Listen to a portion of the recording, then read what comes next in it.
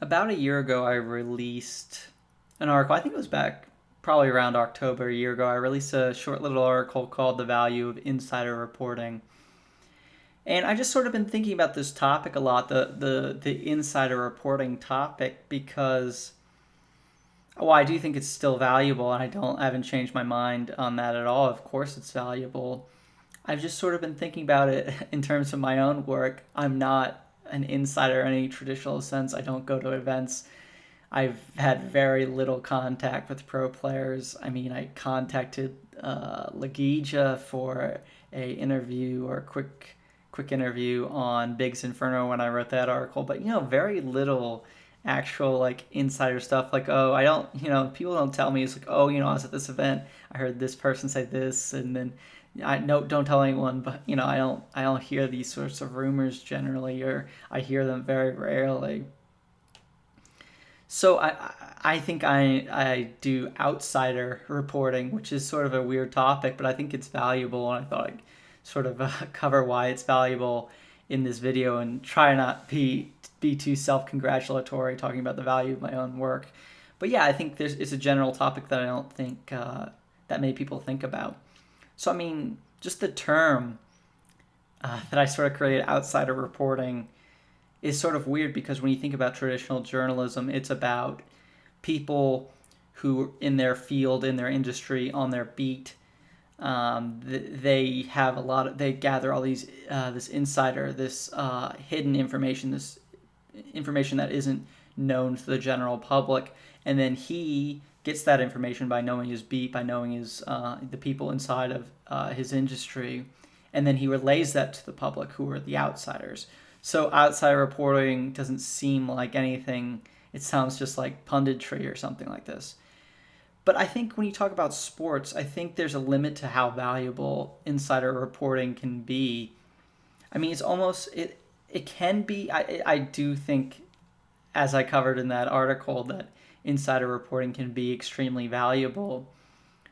But I think there's a negative side to it where I'm not saying anyone does this in esports, or I'm not gonna call anyone out, but I think there's a worldview possible where insider reporting, or the reliance on insider reporting, can create false impressions and misleading information to the general public. And when I say that, I mean if you try to understand the results of a game, or understand the dynamics of a team, or why X team is better than Y team, using stuff like interpersonal drama, personality conflicts, um, details like this person had a long layover, they haven't had enough practice, or this person has food poisoning. I think you can obviously lead audiences askew, because I think what happened, and on some level, it has to be what happens in game has to be explored through what happens in game, not what happens outside of game. When I say that, I mean inside a given CS:GO game, we don't see everything, right? There's 10 players, and say the match is an hour. That's 10 hours of footage if you watch each POV, right? But within that hour, you only have one or possibly two if they do the split screen thing, which I mean is sort of pointless because you can only look at one screen at a time. But yeah, you can only look at one point of view per viewing. So in any given match, you're only seeing a tenth of what's actually happening. Now, if you look at the mini map and not crosshairs when you're watching the game, you can get a better idea. And if you use other services where you can switch POVs, or look at mini maps, or more detailed mini maps with all the utility and stuff like that thrown, you can get a better sense of what's happening live, or in a single viewing in less time. But generally, there is a lot of hidden information, and the way I think people try to tackle why X team won versus Y team can't always be solved, but what happens outside the server, there's so much information within it that's not covered. It takes repeated viewings and careful study to and expertise, which I don't consider myself an expert on the game of Counter Strike. I'm working to improve my knowledge on the game, and I watch a lot of it, right, to write the articles. But yeah, no, it takes a lot of effort to really understand what's happening outside the game. So relying on insider reporting can sometimes lead to a false understanding, in my opinion. And again, that's not to criticize anyone. But yeah, I think, and it's not like, I don't think this isn't a criticism. Yeah, I'm not criticizing anyone. I just don't think there's enough hours in the day for most people to understand every team and on every map. Because the way each team plays each map can be very different and very counterintuitive, and you really don't know until you actually take a deep dive into it. You can't get it on a single viewing. I try to do this sort of work. I wrote an article a long time ago, maybe March of last year, on Gambit on Cobblestone, and a lot of people thought that article was really good. I thought at the time, I was like, oh, it was all right. I don't know if I really got to the core of what made Gambit good, and I think I've thought about it and reflected about that more later. But I think a lot of people at the time were just really impressed by just that I accumulated like a base understanding, and I articulated a base understanding of Gambit's Cobblestone. That it wasn't about, as you expect, a firepower lacking team succeeding because of their T sides with their new in-game leader Zeus. It was, well, they had good not CT sides, but they had good T sides. But what I think really set them over the top, what made them the best team in the world on Cobblestone, very briefly. Now they, like a week after I released that article, they lost to CLG. But what made them a good Cobblestone team was their CT sides. And I think I was ahead of the curve in pointing that out. I don't think I saw that said by anyone else anywhere, and even at the major, like the PGL major, not the E-League major, which happened a couple months before March, like the PGL major, which happened just a couple months ago in July.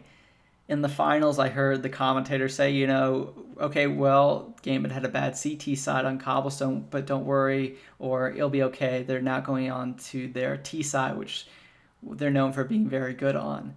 It's just, there's just so many maps. I'm not flaming anyone. You can go, I'm not trying to say this person's uninformed or anything like that, the person who said that. But there's just so many maps and so much specificity in Counter-Strike and the Counter-Strike esports. There's dozens of teams, and you can keep going lower and lower into the rungs, into the unknowns of, NA Premier teams. And, there's no one knows everything. No one knows every team. And, if you look into specific teams, maybe like, even if top teams, like on a map they don't play that much, or mid-tier teams, like any map they play, and you really look into it, watch 10 hours of odds or demos or something, I think you're going to come up with stuff, or you're going to notice things that other people haven't noticed before. And it's weird because it's not insider reporting. I'm not going behind the scenes and getting the information from Zeus on how Gambit was successful on Cobblestone.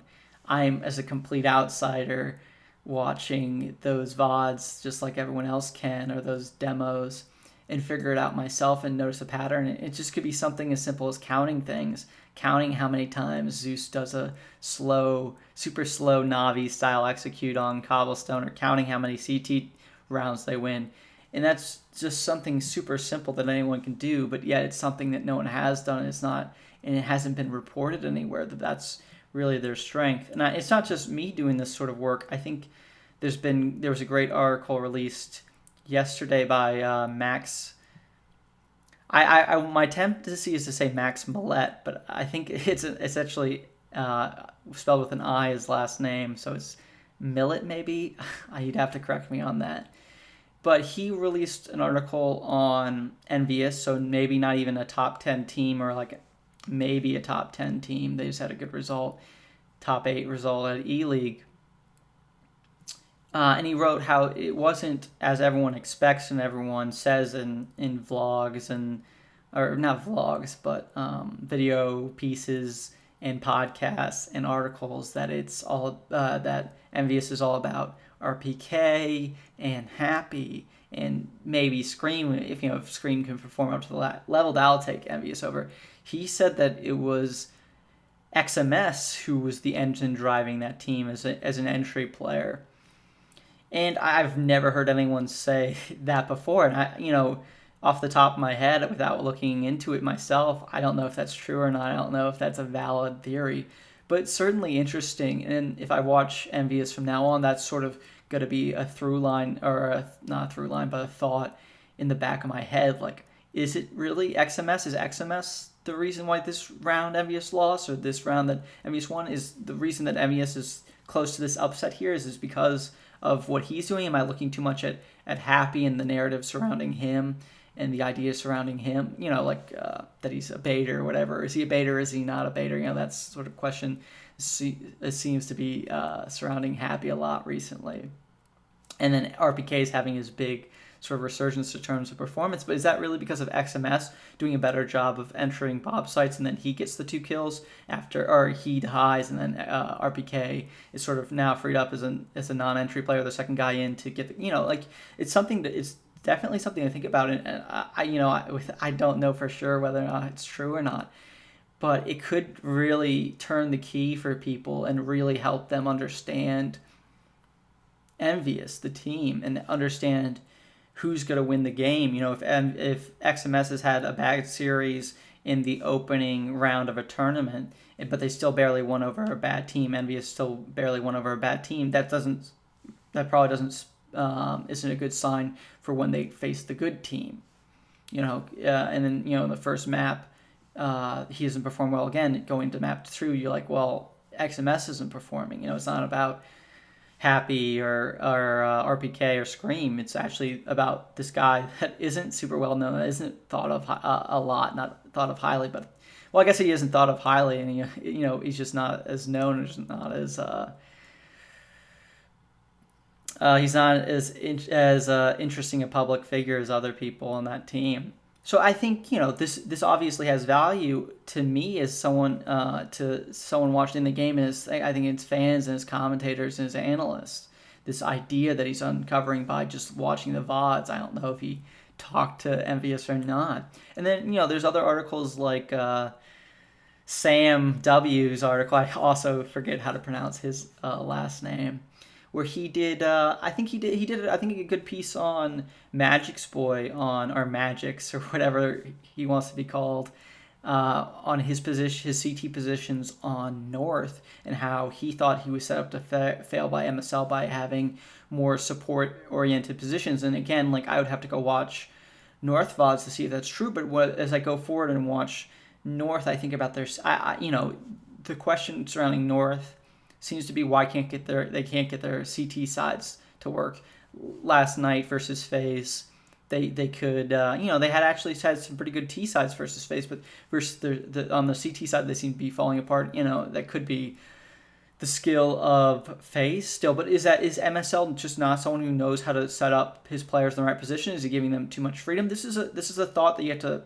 This is a entryway into a lot of different interesting, compelling thoughts, and it takes zero insider information. The hidden information rather is what you can glean by really studying something deeply, and sort of niche topics like the CT positions of Magic's boy, the Gambit's games on Cobblestone in early 2017, what XMS does in Envious, in the last few months. I mean, these aren't things I think a lot of people are thinking about, but they're not superfluous, boring exterior topics. They're niche topics that are compelling in that they haven't been looked at yet, but they're also compelling in that they can help you understand more widely understood topics